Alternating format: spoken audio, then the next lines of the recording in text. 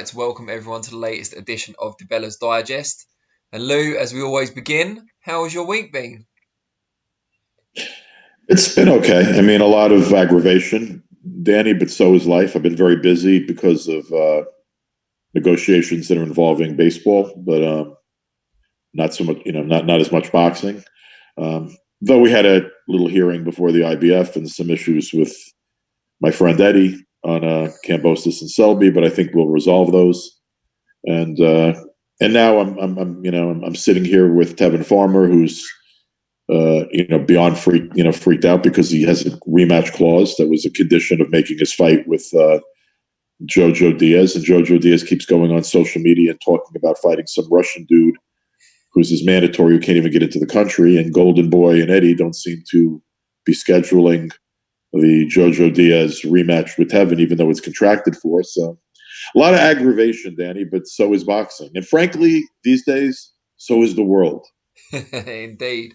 Well, let's look at something more positive related to boxing, and that's this Saturday's big show on PBC. I'm looking forward to it. Actually, I really am. And I've been seeing. Look, I'm as realistic when it comes to assessing our sport as I think anybody. And some people take that as negativity. I don't think it is. I love the sport. I've dedicated most of my life to it. But you know what's sitting there and really bitching now about the price tag here on the pay-per-view, when we honestly, these are the two best fights, the two Charlo brothers fights that are scheduled for Saturday are the two best fights by far that have been scheduled in the United States since the pandemic started.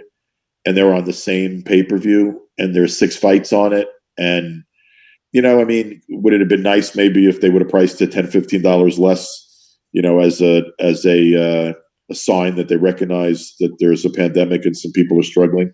Would have been nice, but they also have to make the event work economically. And you don't have to buy it if you don't want to. So all the saltiness about the price is sort of ridiculous. I'd rather talk about the fights, which I think are really good fights. The Charlo brothers, they're twins. They're brash. They got a lot of piss and vinegar. If they can win these 2 fights and establish that they can do some core level number of pay-per-view buys, they could become attraction. So it's an important night for them. But let me tell you, man, the other 2 dudes, their opponents, these are not dancing with the stars. And I one of the things I don't like so much about the commercials they've been running is the commercials are all Charlo brothers. I mean, they're fighting championship level guys. Derevanchenko has been in the ring with 2 guys better than anybody Charlo has fought. And the other Charlo, the dude he's fighting has been knocking people out fight after fight. I mean, these are no joke, these fights. And I'm looking forward to it. I was brought in by Keith and Sergey, brought back to the team. I had a promotional contract with him for years and years. I'm the guy that really I recognized his ability. He was a sensational amateur. My contract ran out. They brought me back to the team to help advise them on this fight. And one of the things I'm going to say to you is the same stuff I've been saying for the last month. We need fair judging in the fight. I mean, this guy. My heart was breaking when I was in the hospital with Sergey after the fight. Golovkin was down the hallway in the hospital getting checked out also. By the way, looking worse than Sergey did.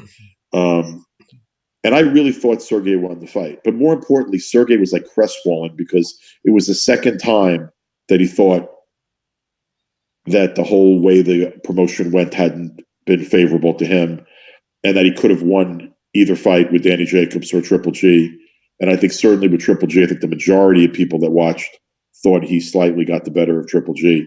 I just want to make sure that that the right guy wins this Saturday. I mean, we got a pretty good judging panel, but I really the judging's been so uneven during this pandemic with no crowds, and the A sides seem to be very, very advantaged. And I'm really hoping that it's 3 times the charm for Sergey and not 3 times of regret. If he fights the right fight and beats Charlo. Charlo wins, man. The Charlos are really good fighters. I mean, I'm not sitting here telling you Sergey's definitely winning the fight. It's a hell of a fight. I am telling you Sergey can win. I am also telling you if it goes the distance, I give the edge to Sergey. But that's only if the judges are fair. And I'm not,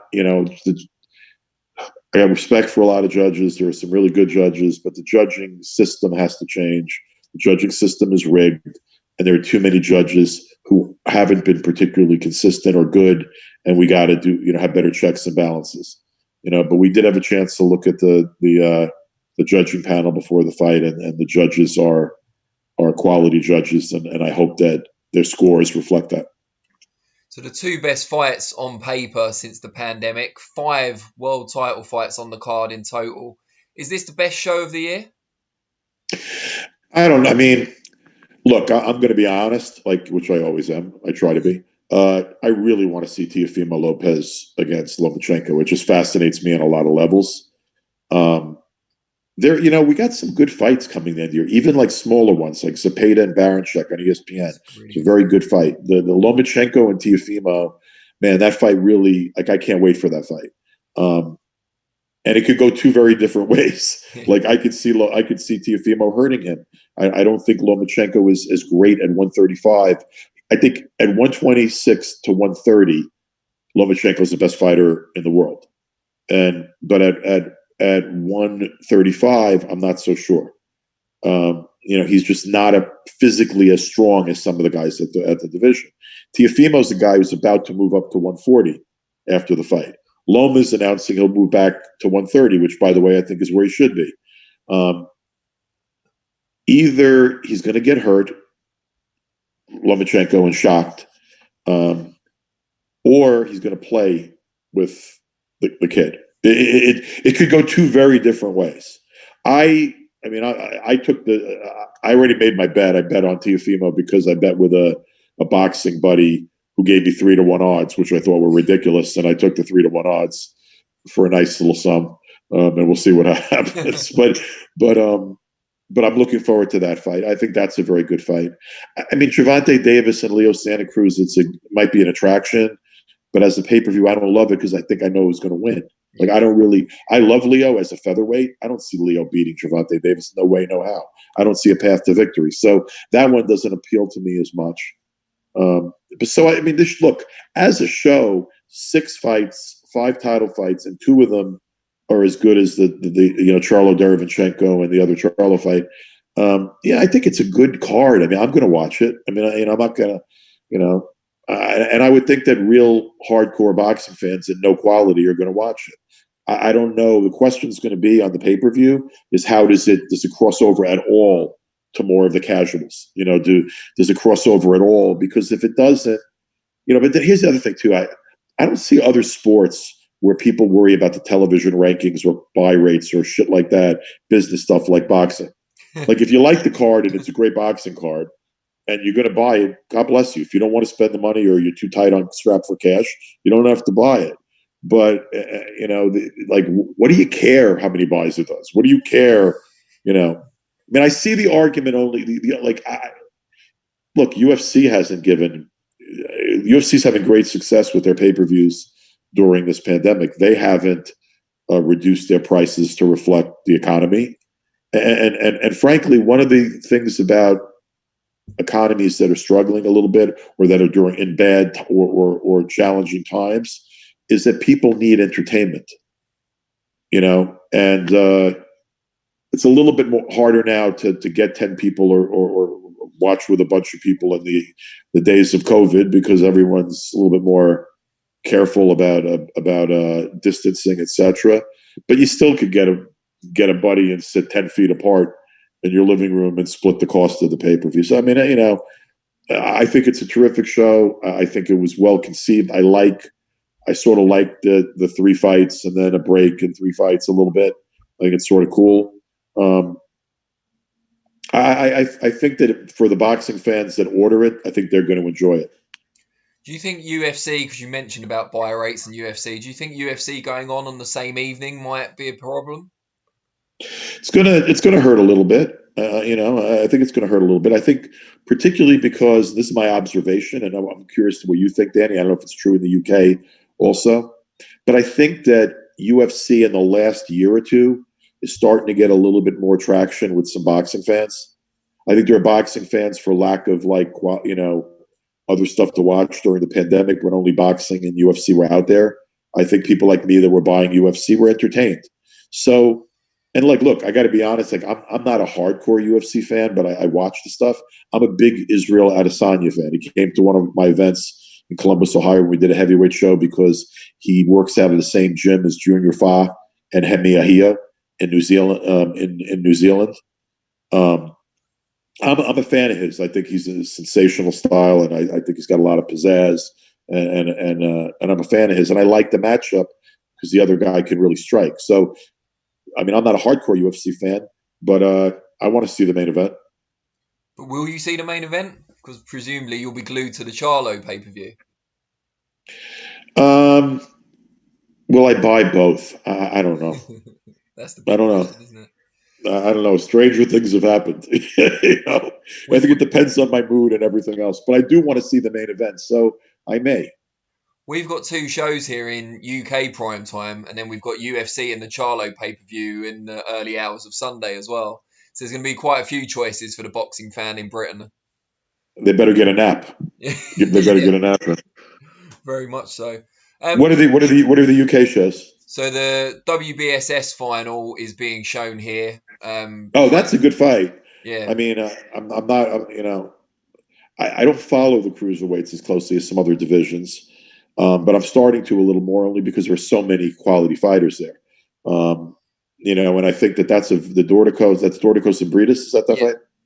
That's a good fight. You know what? That's in the afternoon, right? For you guys, my time. Yeah. Yeah, so I mean, look, that there's a lot of decent, there's some good boxing to watch on Saturday. Yeah, and that's going up against around the same time as the Josh Taylor mandatory defense of his super lightweight belts. I know what's going to happen. If I had to miss one of them, I'd miss that one. Yeah. I mean, I like Josh. I'm a fan, but he's not losing that fight. No, I don't think so. We've talked a lot about Jermall Charlo against Derevanchenko and how it's his toughest test. Obviously, not so much for Derevanchenko. Not even close. He's never fought anybody as good as Sergey. Look, Sergey knows what he has to do, and his trainers have been all over him. He's always, since I first promoted him, he's had a habit of starting a little slowly. Like, he's a guy, he is a technician. So it's almost like he's in the ring and he's assessing his opponent. Sure. And taking it a little bit slow. But he's been a little sloppy early in fights. He's gotten dropped a few times early. Not badly hurt, but dropped. Doesn't make a difference if you're badly hurt. You get dropped, it's 10-8 round. You're 2 points down on the scorecard. The other thing, too, is he's got to maybe assess a little bit quicker because he can't give away rounds against the very best guys. So, he's got to start.